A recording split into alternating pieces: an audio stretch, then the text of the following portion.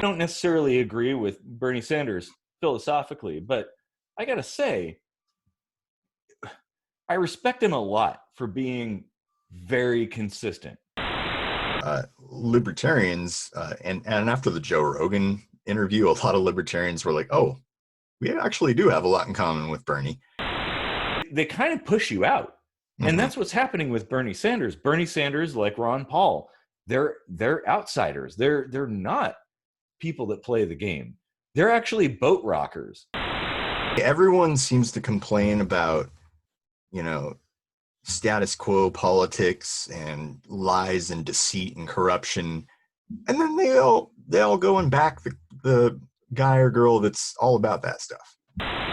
If people, instead of talking about policies, talked about goals, and then figured out a way to get their differences to align, to solve, to like reach and attain those goals, we'd be a lot better off.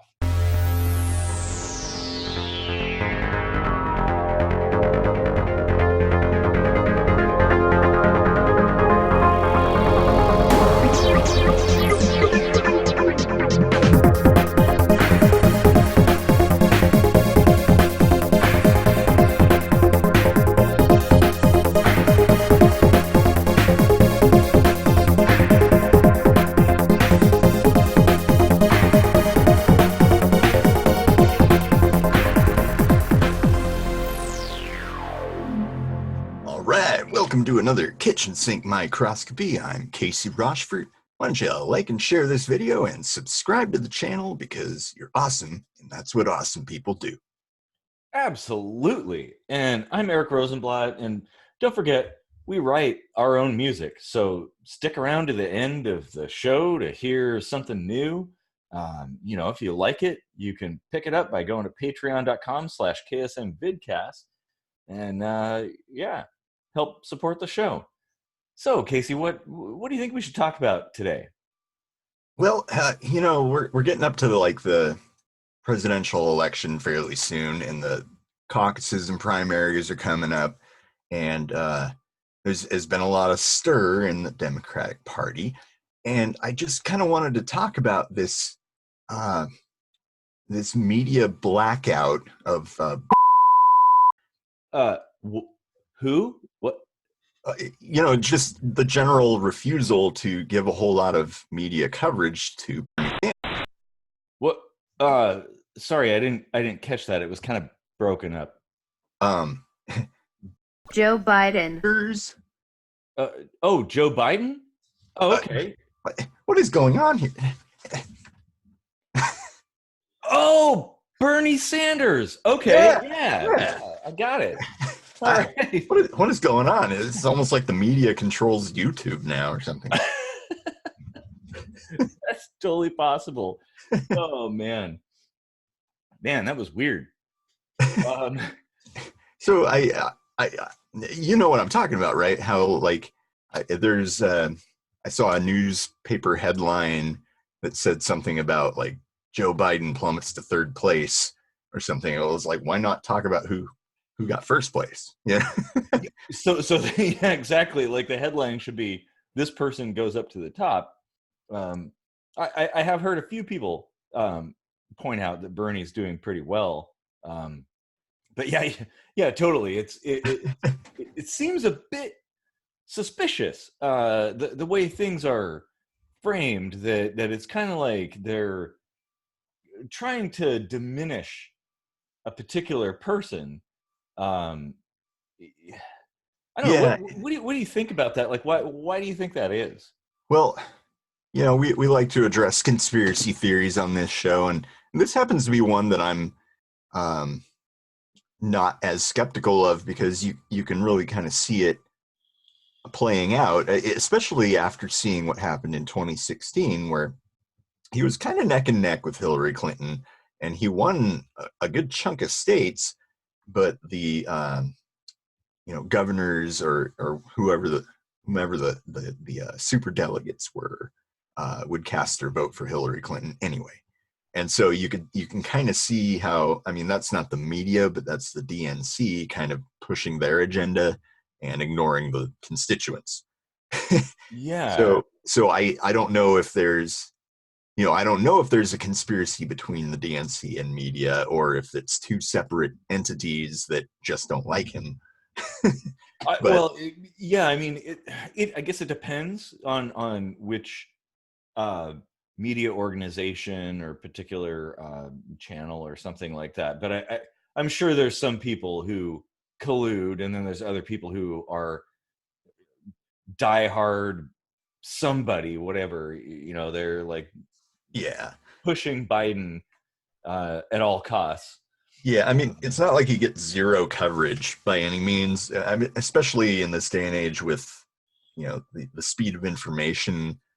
You don't have to rely on standard media to get news.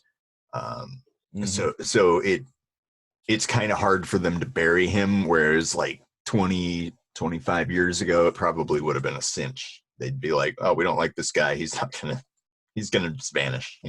Yeah, exactly. I mean, now you've got a lot of independent media, which I think is a good thing. Mhm. It gives a lot of different voices, and being independent, as kitchen sink microscopy is as well, by the way. Thanks to your Patreon support. Um,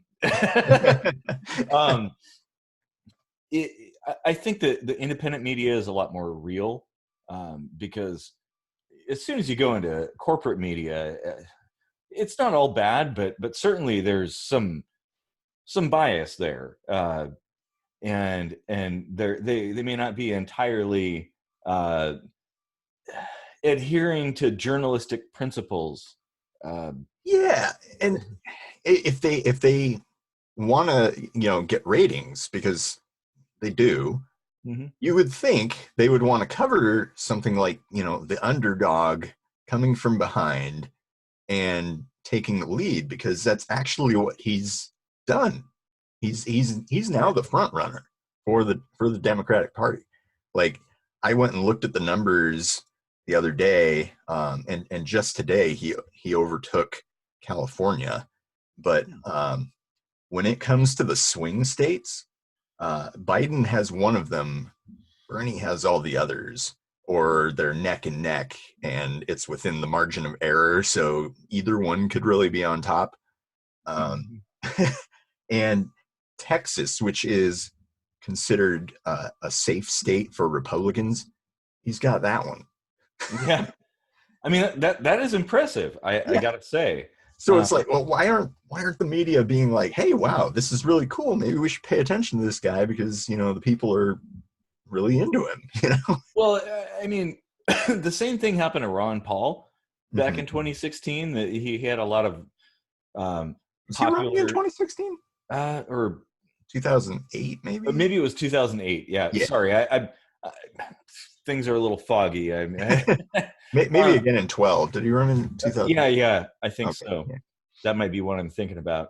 Yeah. But nevertheless, the thing is, he had huge amounts of support, and the media downplayed all of that. Like, well, we don't need to talk about Ron Paul, because he's an independent, like Bernie Sanders, the same kind of thing. Like, Yeah. So yeah, they're getting hate from all kinds of directions, because, yep, they both played it smart. Ron Paul went to the Republican ticket, and Bernie went to the Democratic ticket, because, those are kind of directions that they lean, for one thing, but they know that America's a two-party system. You don't really get a choice. You get this lesser of two evils kind of choice, and yeah, and they know that the only way to get on the ballot is to run as one of those two evils. yeah. Except the problem with that is you get shit on by those two parties. Yep. Ron Paul, that happened to him with the Republicans, and Bernie Sanders, same exact thing with the Democrats. Like, they don't like those kinds of independent, different thinking people that Mm-hmm. don't align with the party philosophy. Even though I don't know that any mainstream politician, aligns with their own party philosophy that much.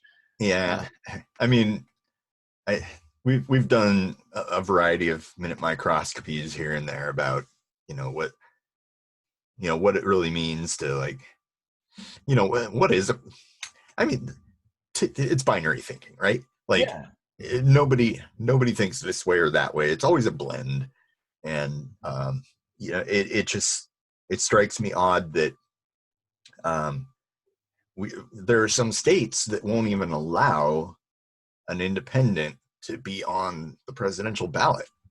Even Yeah, if they're running, they can't be on the ballot. So it's like they're automatically stacked against winning. that's totally bullshit. And actually, wasn't something like that, or something along those lines, attempted in Washington State where we live? Like the whole like party voting kind of thing. Pick a party. That was what it was called. Huh. And Oh yeah. you have to pick a party, and then everything automatically gets basically you just auto vote for those things. I was like, well, that's bullshit. Mm-hmm. You can't possibly think along partisan lines like that. I mean, look at you and I. We would totally disagree on politics, but agree on like 97% of everything else. Get us in a room and start talking about Red Dwarf or Star Trek or music or something. I mean, that's the whole thing. The disagreements are so minor in a lot of ways, and even the disagreements are less about people tend to agree on the end result but disagree on the procedure to get there. And Yeah. so that's the thing. It's like, so in reality we agree, as humans agree a lot more than we disagree. But a certain faction, I mean, not to go into conspiratorial territory, but there is this kind of push to divide people, like pit two sides one against the other, push everybody into corners and give them dodgeballs and say, here you go. Like that's kind of how it is. And Yeah. it's the same way even within the parties. I mean, speaking of Bernie Sanders, the same kind of thing. Like, if you look at the 2016 election, do you remember the DNC email leak thing that happened? Yeah. That kind of, there was a bunch of evidence in there that his own party was conspiring against him to Yep. kind of shut him down. And it's like, why? I mean, aren't you the name Democrat? Aren't you democratic if enough people are in support of a person? Shouldn't you defer to their decision? Like, Yeah. that's a democracy, right? Like, Yeah, like that's the other factor is electability. People the people have it shoved down their throats that he is not electable. That Bernie's not electable. What does that even mean? Like, yeah, anyone's is he? electable. If they get votes, they're electable. But he's what's his position? Vermont, right? He's a Senator. senator. Yeah. So he is electable because there he is, right? Like, he has an elected position. He was mayor of Burlington and then became a senator, and he was actually polling as having a better chance of beating Trump last time and this time. Yeah. Well, I remember the same stuff with Ron Paul. Like, they said, well, he's unelectable. And it's the same kind of thing. And it's sort of like a dismissal of somebody. Like, oh, well, you're unelectable because whatever. And I think, well, if people will elect Trump, I don't know what unelectable is.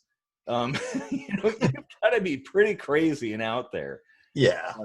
So, and looking at it, I don't necessarily agree with Bernie Sanders philosophically, but I got to say, I respect him a lot for being very consistent. Like, he's been, he's kind of like gone back and forth on different ideas, but pretty much he's kind of like stuck to his guns his entire career. And you got to give him credit for that, even if you disagree on some philosophical grounds. Yeah. I kind of venture to guess that a lot of what people disagree with is stemming from not just the media blackout, but the way that the media kind of contorts his positions. There's a lot of people that just drop the word democratic and call them socialist. And that's a really charged word because people also falsely, you know, intertwine that with communism, and they're not the same thing, you know. No, I mean And there's some connections, but it is like different. vague, like very vague connections. I mean, it's basically like comparing Democrats to libertarians, or you know, libertarians to Republicans. Like they're different enough to call them different things. Well, You know, they've got and the different idea names that for.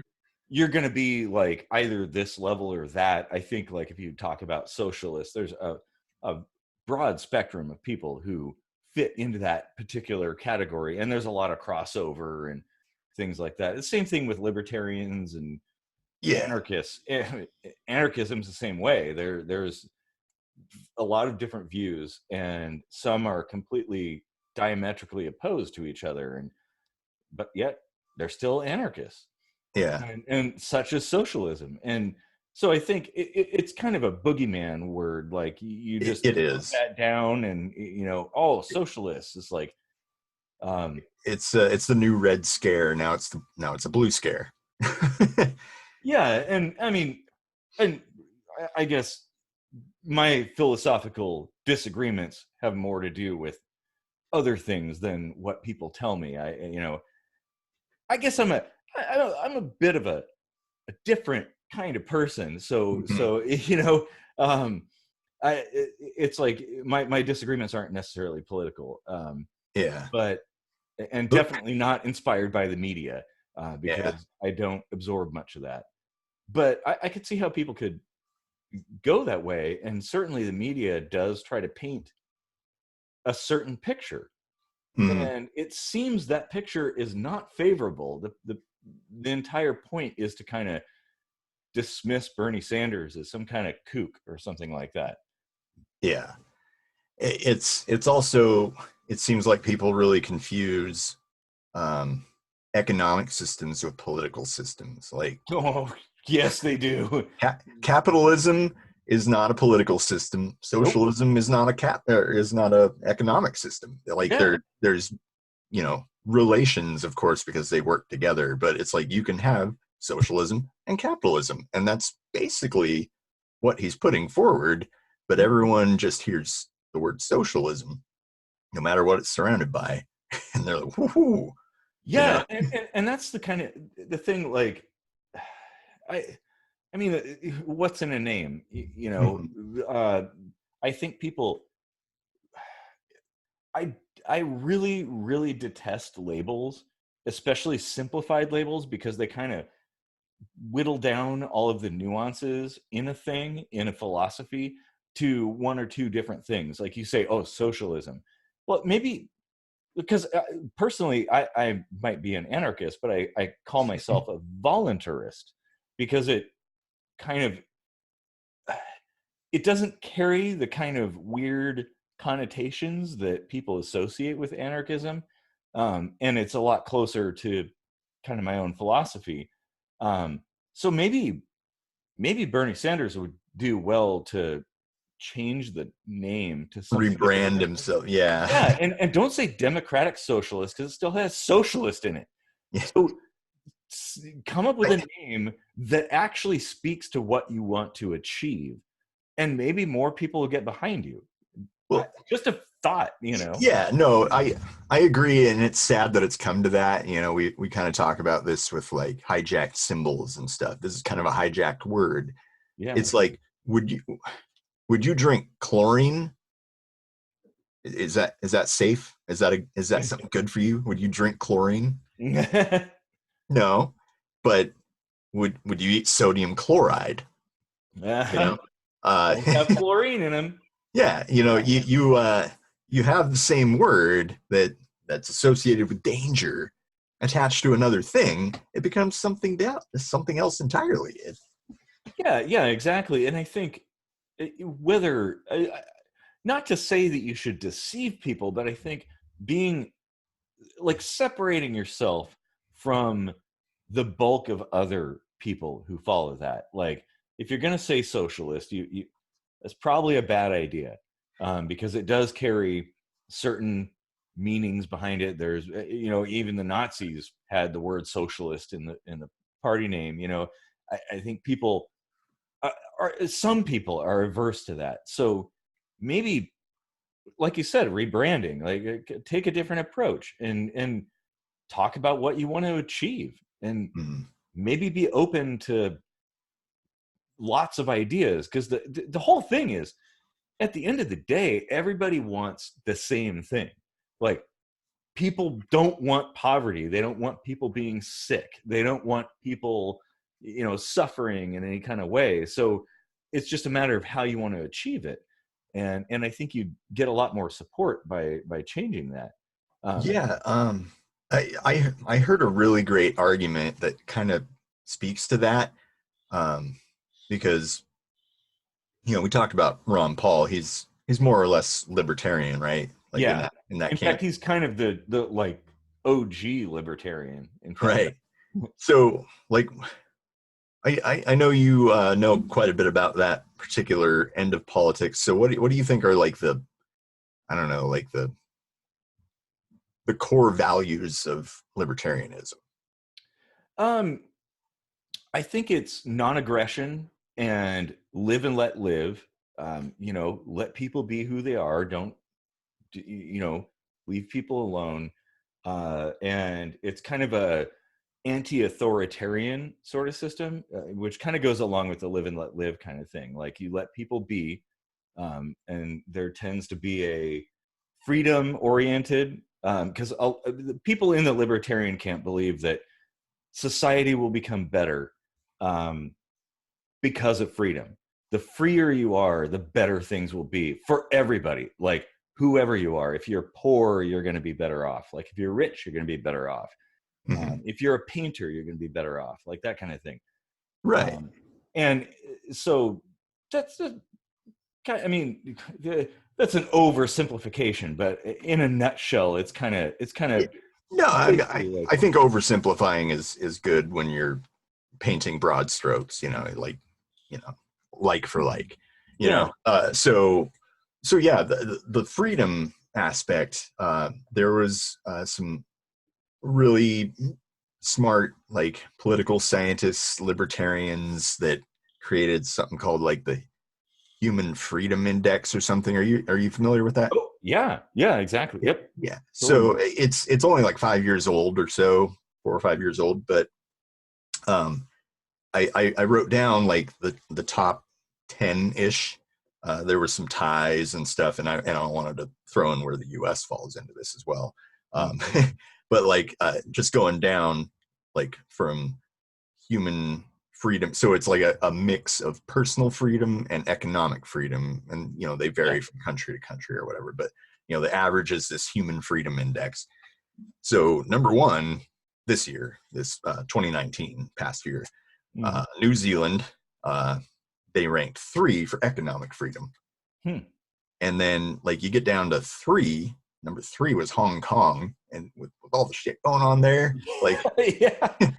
Well, okay, Hong Kong is the 3rd most free country in the world right now. That could change. And they're number 1 for economic freedom. Oh, absolutely. If you want to start a business, you want to go do it in Hong Kong. That's the place to be. Our neighbors, Canada, they come in at number 4 with number 8 in economic freedom. And then, you got Australia and Denmark hitting numbers, tied for number 6 with Luxembourg. Then you got tied for number 8, Germany and Finland.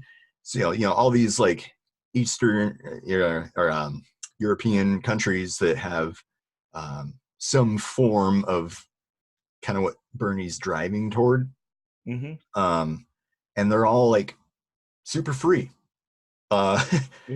Sweden, which used to be pretty high up, is down to 11, but they are number 1 in personal freedom in the whole world.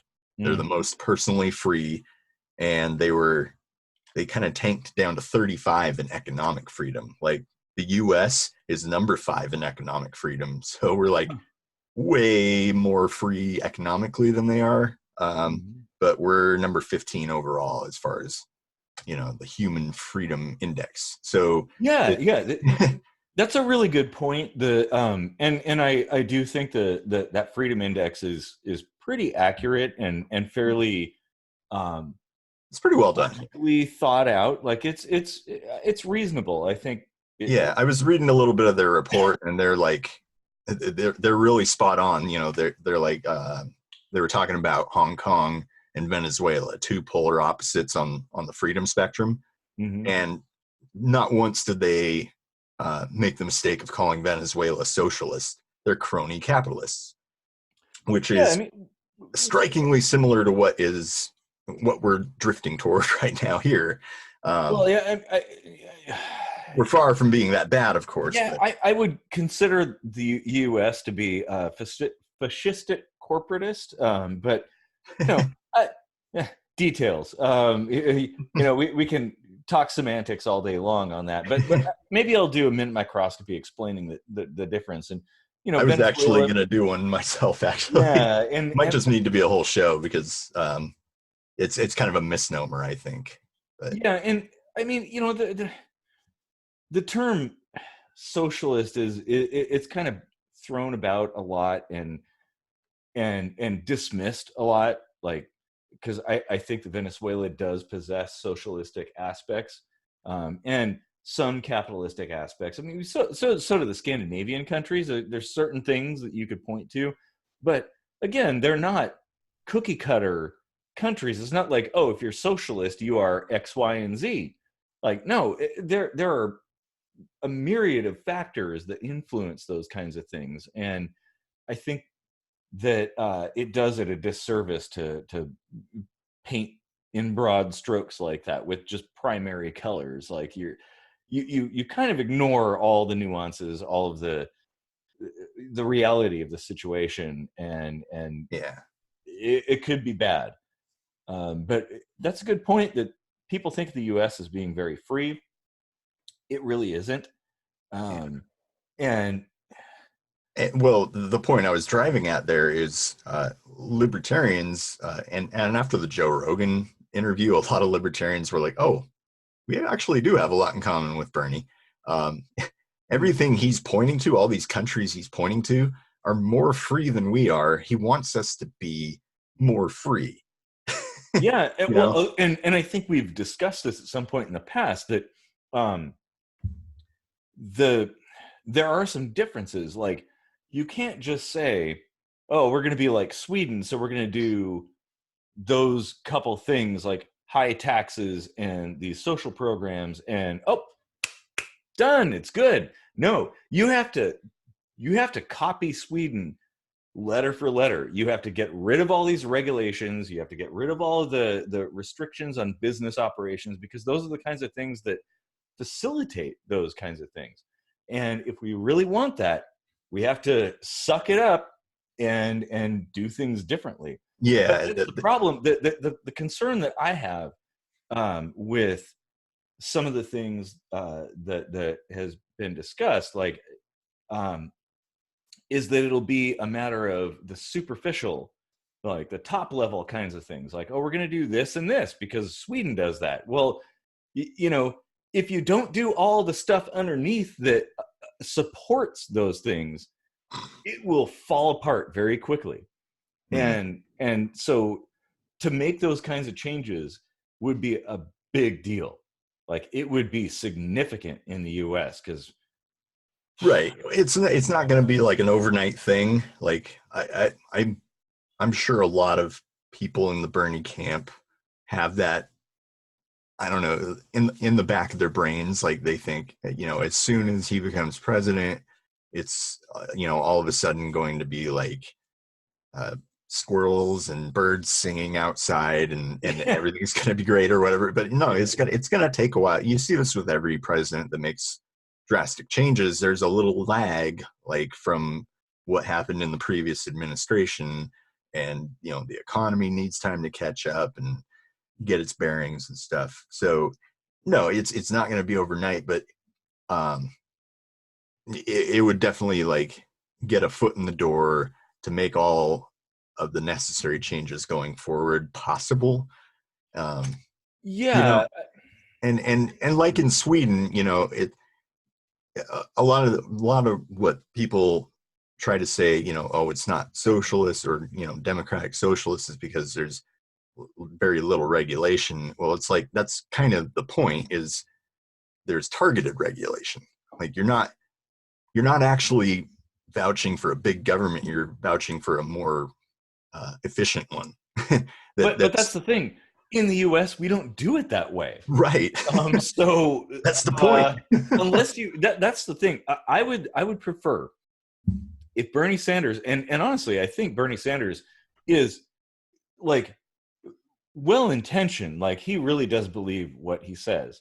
Um, I don't doubt that.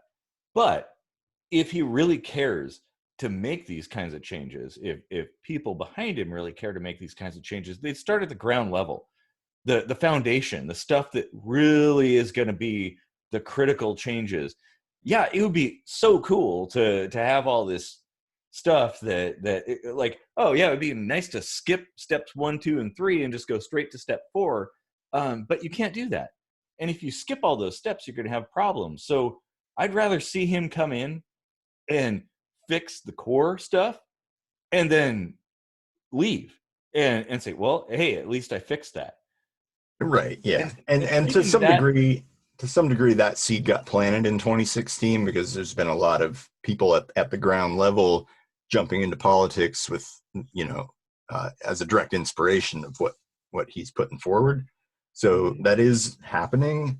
And, like I said, it's not going to be overnight, but at least it's, seeming to move in the right direction. Um, and like we just talked about, like Trekonomics, basically, yeah.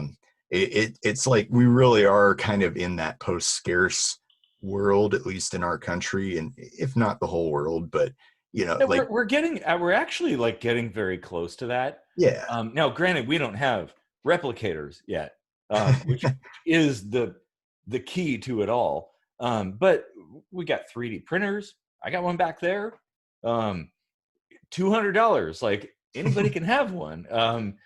And so, yeah, the problem I have, I think, with everything, politics in general, I guess, is that it seems to be kind of a back and forth kind of thing. Mm-hmm. A particular side gains a foothold and they do a bunch of shit. And then they're out because term limits. And then I don't want to talk about the president because I think it's kind of, there's a lot more players than just the president. So I want to kind of avoid that. There's a lot more But players, but I think they're all on the same side. And I think they push this two-party system and say that people like Bernie are unelectable because they want to keep you thinking that there's one of two ways things could go, but they all kind of coalesce into the same crap. yeah, they totally do. But then, here's the thing. When they leave, then somebody else comes in with a completely presumably opposing view, and they undo everything that the previous person did, and now we're back to square one again. Mm. And it goes back and forth and back and forth. And because I've looked at campaign videos from like the 60s and 70s, and it's the same shit we're still talking about today. And everybody's like, I'm gonna fix this, I'm gonna solve that. And no, you didn't. We're still talking about it 30, 40 years later. So and not Yeah. to say that, like, if we just had a unified system that it would be better. I don't know that it would be. But I think if people, instead of talking about policies, talked about goals and then figured out a way to get their differences to align, to solve, to like reach and attain those goals, we'd be a lot better off. Yeah. Because Like the thing is, I totally agree with Bernie Sanders's goals. I just disagree with his methods of getting there. At least as far as the way things are. But I mean, so it would be great if the whole country could have a kitchen sink microscopy style conversation about goals. yeah, That would obviously be the better way of navigating bipartisanship, is to, instead of saying I want to do X thing by Y policy. What do you think of that? You could say, I want to get to X. What are your ideas? Yeah. Here's mine, like make it more inclusive, but I understand that uh, once you get a more complex society, you need a more complex system to govern it. There's just no way around that. Well, You yeah, can't but possibly like get down into the nitty gritty and get everybody's opinion and factor it all. Like that's 325 million people. that's true. But then when you have a complex system like that, to attempt to govern something like that, how can you? Because now, as complex as it is, you have so many different viewpoints and so many different needs and wants and cultural differences, and you got the rural versus urban side of things, and there's just so many different people. You can't, like, my personal view is you can't possibly manage that. There is no form of government that can manage that. And at that No, point, you should probably simplify. there's no point in striving for perfection because it's unachievable. Of course, like you can't please everybody. There's no sadly, there's no better way than voting to get like a fair result of, what should be done, because how else are you going to get the least amount of people pissed off, Well, why don't you let people do whatever they want to do, and then if Well, they that do won't something jive that, at all, though. well, no, Like, no, I was, there was more to my point than that. If they transgress upon somebody else's wanting to do what they want to do, that's when you step in. Um, and that is kind of, actually, that is kind of the libertarian way of thinking. Like, you let people do whatever they want to do, as long as they're not stepping into somebody else's world, and uh, you know, well, sure, but who governs the gray areas? Like, if if you feel that you shouldn't be transgressed upon to, like leave your gun at home and you want to walk around with your gun, and then some creep comes up, grabs it out of your holster, and shoots a little kid who thought he was free to walk around safely without getting shot. There's this gray area that's arisen, and well, it needs to be dealt with. And no, that's totally true, and that's probably where systems like courts would come in. And if it's an actual problem, historically, laws have been created based on precedent, like repeated precedent. A thing has happened over and over and over again, and now it's become a law because you've had this experience. Um, as opposed to the way we do things now, where a person merely gets a certain sum of ticks on a ballot, and all of a sudden they're a lawmaker, and they just arbitrarily decide what the law is. Like, I think that's wrong. mm, um, but it might be a deviation from the topic conversation, but I think it's somewhat connected. yeah, well, I mean, I guess getting back to the media blacking it all out, it's like, why do you think they would be against changing the system so much? Yeah, they're supposed to be impartial, but it seems like there's a clear bent going on here. There definitely is. And now, I don't know, um anybody coming in can't necessarily change the system in a major way because of the way things work. It's deeply embedded. I mean, you've got bureaucracies and all this stuff. Like, you can't just, like, well, okay, maybe if you're the Queen of England, you could probably do this. Just, like, sign something on a piece of paper, and everything's different all of a sudden. I Um, don't think she actually has power anymore. She's just a well, figurehead. actually, she does, but she'd be stupid to use it because, yeah, that's a whole different tangent. But I think the media, the mainstream media, let's say, tends to pick their chosen one, um, like the safe person, or the Oh person yeah, that's traditional, or aligns with whatever viewpoint that particular organization has. I mean, you've got, like, yeah, yeah. and Can I just point out real quick that I think it's way effed up that newspapers and broadcasts news organizations endorse any political, Oh, like anybody. Like, don't endorse people. You're supposed to be impartial.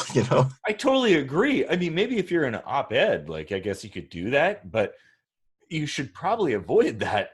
Hmm. Because yeah, you are supposed to be impartial. It's the whole journalistic integrity kind of thing. Like there is kind of a code of ethics there. Yeah. Um, you you shouldn't be picking sides. You should be speaking the truth, and the truth is whatever is like you, basically unopinionated facts, just the facts, like they used to say. Yep. Um, and I think if we're talking about this kind of thing, I think the system, I kind of feel like it gets a little conspiratorial, or maybe it, it's a kind of an abstract kind of thing. Like, what is the system? And I think the system is an emergent property of thousands of minds all kind of working in concert, a bunch of different systems kind of integrating and overlapping. But the system kind of wants politicians who play the game, the game of politics. And if you don't, if you're somebody that doesn't play the game, you they kind of push you out. And Hmm. that's what's happening with Bernie Sanders. Bernie Sanders, like Ron Paul, they're outsiders. They're not people that play the game. They're actually boat rockers. Like Yeah. they're not normal people. Well, actually they are normal people, but I mean they're not like people who are classical politicians. And I think that's the problem. Like the system doesn't want people who will rock the boat and dramatically change things or have radical ideas or something like that. They want people like Joe Biden that are just like regular people, just like standard Right down the middle, boring. kind of. Yeah, like boring politicians that just Hmm. do boring political things. And I Yeah, it's funny. Everyone seems to complain about, you know, status quo politics and lies and deceit and corruption, and then they all go and back the guy or girl that's all about that stuff. Mhm. No, that's a good point. Yeah, exactly. They're like, well, things need to change. And then they'll vote for somebody that is like run of the mill, just kind of standard, fair kind of political person. And It's kind of well, scary. yeah, But exactly. what's that? The definition of insanity is doing the same thing and expecting different results. Yeah. And, How and much? How much of this country is insane? Oh my god! uh, like, what is it? What's the percentage of population that votes? At least half. That's about Uh, half. Yeah. yeah. So there you go. Because, like I said earlier, we've been the political ads from the 60s and 70s have been talking about the same stuff. We're going to eliminate poverty. We're going to create jobs. The economy is going to get better. Same stuff. No one has fixed it ever. It's basically kind of just the same kind of trajectory. I mean, up and down and all that stuff. But Yeah. um, yeah, it's there's nothing groundbreaking or revolutionary um, ever. It's always been kind of the status quo. Yeah. Hmm. Uh, the other thing I think that might be playing into this is, and I don't know, like this is getting a little more conspiratorial, but I think one of the big platforms that Bernie has is getting money out of politics, and media makes a lot of money, and they clearly have their political bent, and it wouldn't be a stretch to think that they've got some money in politics. No, that's a good point, and I'm all for getting the media or the money out of politics. I mean, at least it, in majority, like I think a lot of the lobbying and stuff is basically just political gamesmanship and corporatism and stuff like that, just trying to like one up your competitors and everything, and it's bullshit. Hmm. And yeah, okay, it benefits some business somewhere, but how does it benefit the average person? Not to say that all lobbying is bad, because there are lobbying organizations that do good stuff, but not many. Um, Well, and yeah, there's yeah. really no need for it. I mean, there's legitimate ways to, well, what is it, petition your for grievances? You know, like Well, if you want change to happen, there are avenues to make that happen that and don't involve greasing palms. that's true. And in fact, I would say with the advent of the internet, a lot of that stuff is obsolete now. Like, you can grassroots change the world with a campaign on some platform on the internet, you know, Facebook or Twitter or YouTube or whatever, GoFundMe or any of these kinds of sites. Like, you can actually affect some major change that way. Hmm. Um, and you know, if it really matters, a lot of people are going to get behind it. Um, so yeah, you're right. Like, Huh. I don't know that hmm.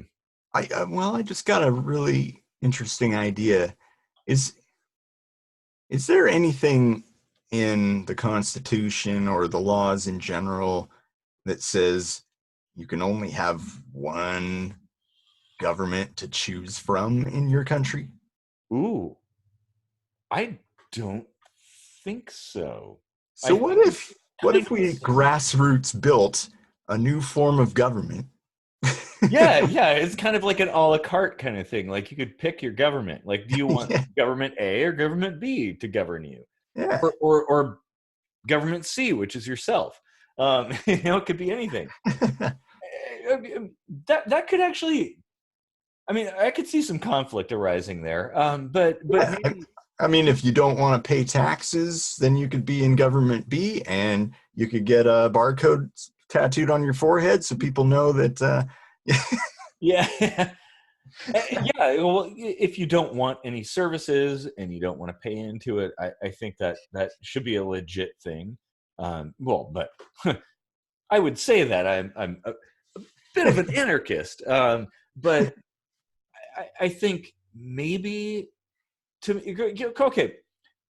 So just rolling back a little bit, um, there's a YouTuber who came from England to the US like about a decade ago, and he's talking about the differences between the US and the UK and stuff, and Europe and everything. And a couple of his videos have pointed out the fact that several US states, like actually quite a few, are bigger than whole countries in Europe.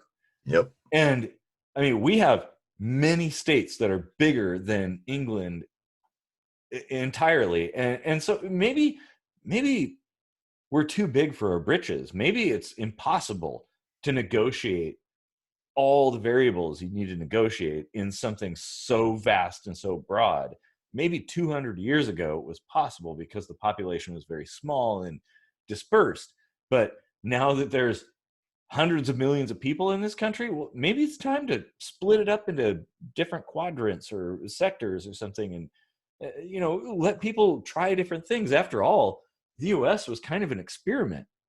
The whole Yeah. idea with different states being able to be well, pseudo independent, um, it was an experiment. The Yeah. idea being to arrive at the best possible system, and we haven't quite done that, in Yeah. my opinion. Well, it's interesting. Our frequent guest Powers Chandler pointed out that the U.S. is one of the oldest governments in the world, and that's kind of interesting, you know, because it's what is it? I've heard this saying that no democracy has ever lasted more than 200 years, and while we're technically not like exclusively a democracy, Yeah. more or less, that's that's what we are, and it's interesting that we have lasted this long, even if it's nowhere near perfect. But you see these other like vast geographies like Russia and China that their political systems have wavered quite a bit, um, Yeah. even in some people's lifetimes. And I think it speaks to the fairly ingenious design, um, because yeah, we have democratic elements, but we're not a true democracy.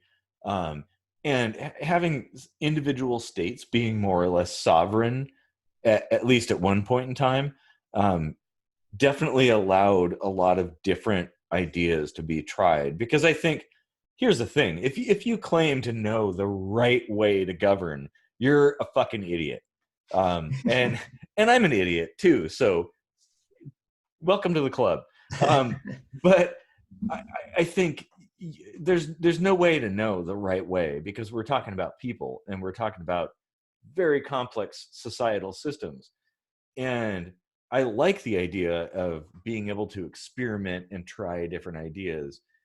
And I think that's something that's probably allowed the US to sustain itself for as long as it has, is that there's this kind of separation, and a union at the same time. Like people are together but separate. Wait, there was a Red Dwarf quote there. Um, we won't be together, or we won't be apart. We just won't be together. I cannot believe I just said that. Oh yeah, but that's a good thing. And maybe at this point, if we had played our cards right, we might know the right way to do things. But I don't know that it's the game is run quite according to plan in that regard. Yeah. But the thing is, like, there are a lot of different viewpoints about how to do things in this country. There are a lot of people, you have Republicans, and you got like conservatives and liberals and far left and far right people. You've got people in the middle. You've got libertarians. You got anarchists. You got socialists, and you have communists. You have all kinds of different people. I would like to see a system where all of those things are tried in a kind of a micro level, like each state being its own country, and see what works, because I don't know what works. Um, and and I don't think we do today. So yet people will bicker and argue and punch people and yell over dinner over these political disagreements, and they don't know shit. They're they know more, they know less, they know more than the next person. And everybody seems to have this firm belief that they have the right idea, and it seems very much like religion to me. Yeah. um, I would be interested if a political scientist could tell me whether or not there's, I don't know, like an algorithm or something that could tie a certain geographical square mileage to the success of its government. Like, is there a reach? Is there like a maximal reach that government has efficacy? Ooh, that's a good point. Because here in Washington State, we have a huge divide. And we're not even that big of a state, but our state is hugely divided east and west politically. Think Yeah. of Texas or Alaska or something. Yeah. Ugh, Well, no, and that's a good point. That you know, the idea that there's going to be one system, that you're going to have the unifying, uh, like whatever, the system that's perfect for everybody. I think that's a pipe dream. Like, you can't have that. Like you mhm, said, in Washington State, we have the urban side that's more on the western end of the state, um, until you go further to the coast and it becomes a little more rural. But as far as the Puget Sound area and I-5 corridor and stuff, it's very urban, and they have their own kind of philosophy and their own sort of like what works for them. And then you go across the mountains and you're in eastern Washington and central Washington, and they have a completely different set of needs and wants and a system that works for them. So yeah. how can you possibly have one system that works for everybody? And that, to me, I guess actually now I just had a revelation. The system should be flexible, and it should be geographical and based on your kind of Density. It's particular situation. Because if you live in farmland, you have a completely different lifestyle than somebody that lives in a high-rise apartment complex. yeah, yeah. For the most part, politics are divided more along population density than geography, per se. But Even not when though you talk about the national side of things, like a right. national policy to govern all. Like, I think that's complete insanity. That how could you do that? I mean, the only national policy I would say is don't be an asshole to other people. There you go. There's my national policy. Well, we'd have to leave the Middle East. Sure, go ahead. We should. What are we doing over there? Oh man, wow. That Practice what you preach, America. that's true. Yeah, if you want to talk about how bad terrorists are, don't be one yourself. Right. Oops, did I say that? Ooh. Yeah, that I think it's the important thing to note is that there's a variety of schools of thought, a variety of philosophies, a variety of lifestyles in this country, and the idea that we can impose one particular philosophical structure on everybody and everything's going to be peachy keen. To me, that's like rainbows and unicorns. It can't happen. In fact, it'll actually be detrimental to everybody as a whole, because you're kind of trying to cater to everybody's whims, and in doing so you're going to cater to nobody. You're going to provide nothing. So I think a system that's flexible, that is adaptable to different circumstances is the ideal one. Yeah.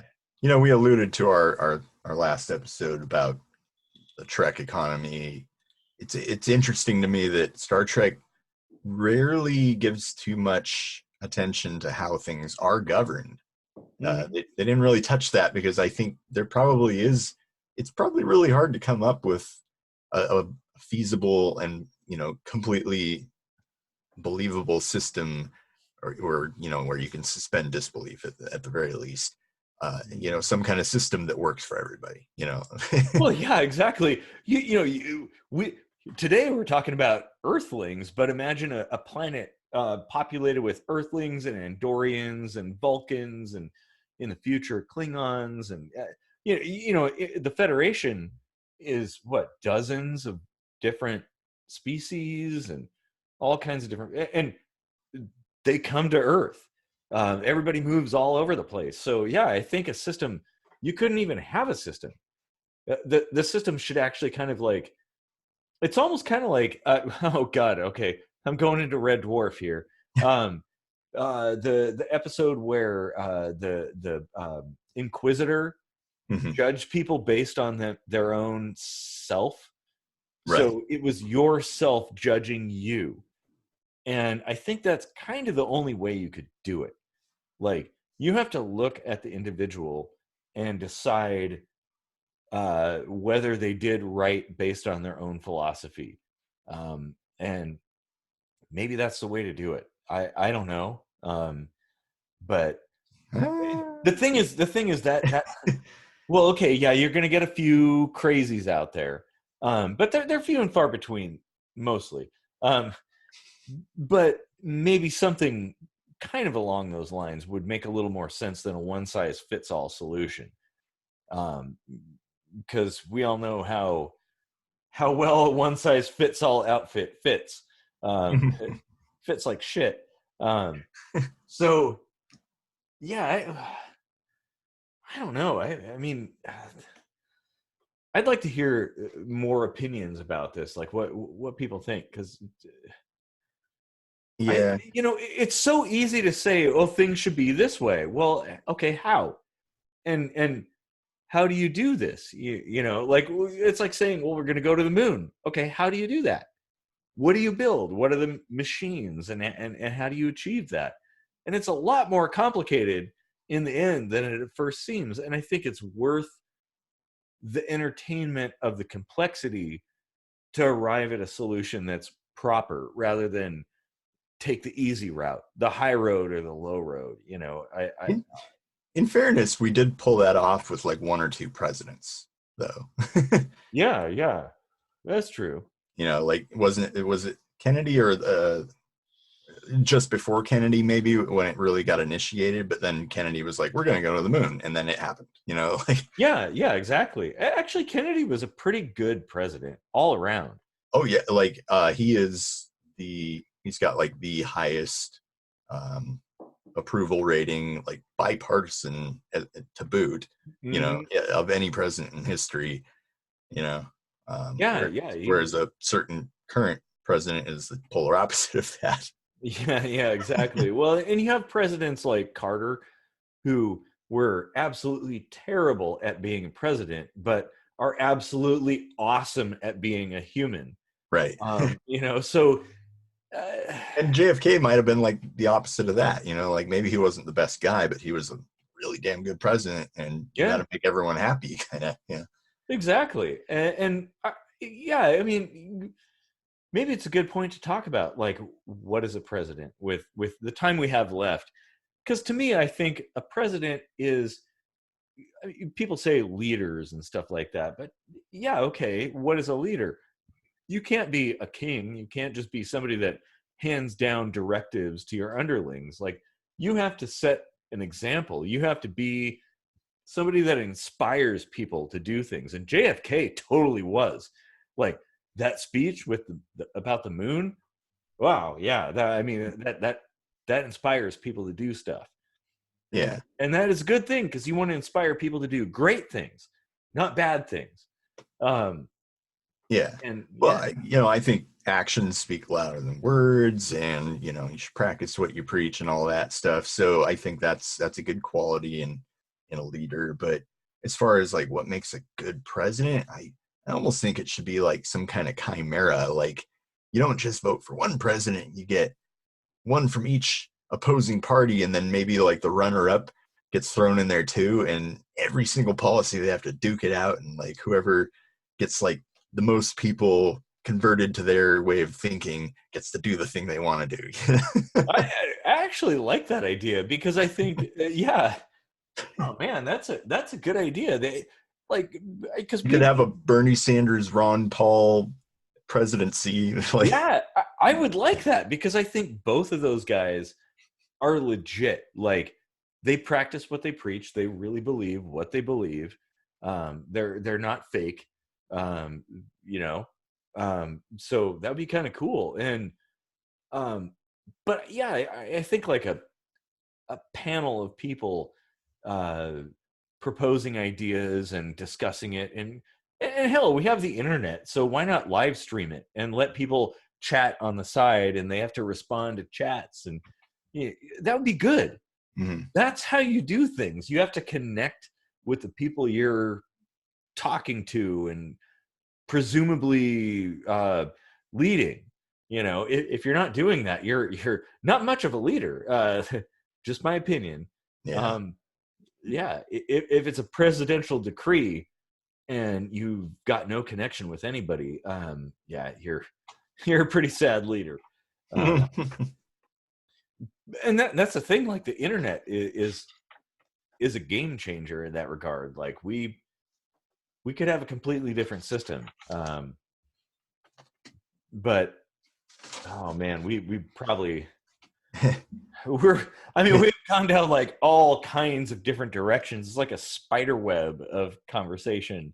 Yeah, This but was really it good. really, it was kind of, we started off on this Bernie Blackout, but it kind of molded into just kind of the concepts that are kind of being obfuscated by the media and by the top politicians that are in power. They're feeding us what they want us to think, and a lot of us are just taking it and swallowing it.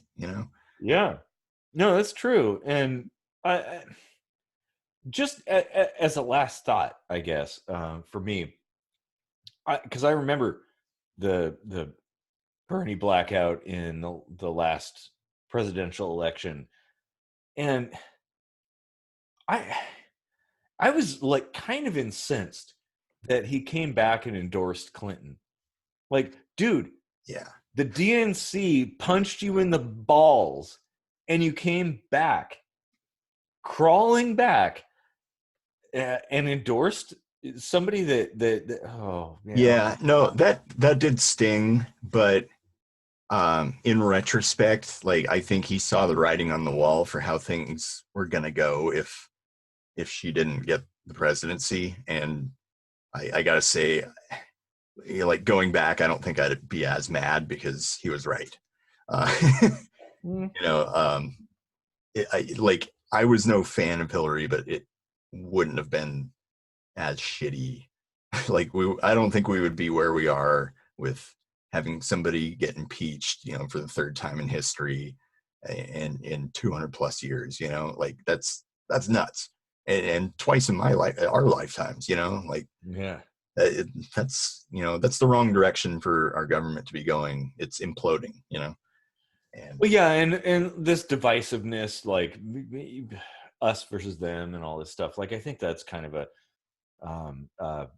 product of the way things are today, and I'd like to see that go back to something a little bit more humanist, like people centric.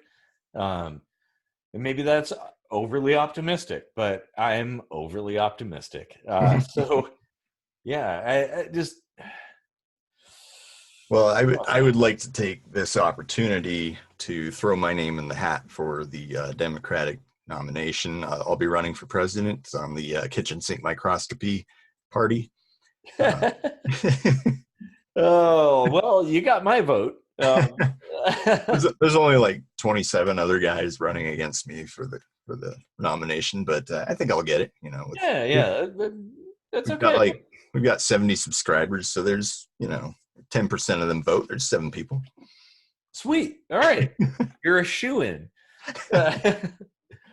Oh man, yeah. We'll definitely have to come back to this because, like, it started off with like Bernie Sanders, but there's so many different things to talk about here. This is actually, Yeah, it's been like a really good conversation. I'd like to hear other people's thoughts and maybe involve them in a further conversation on this.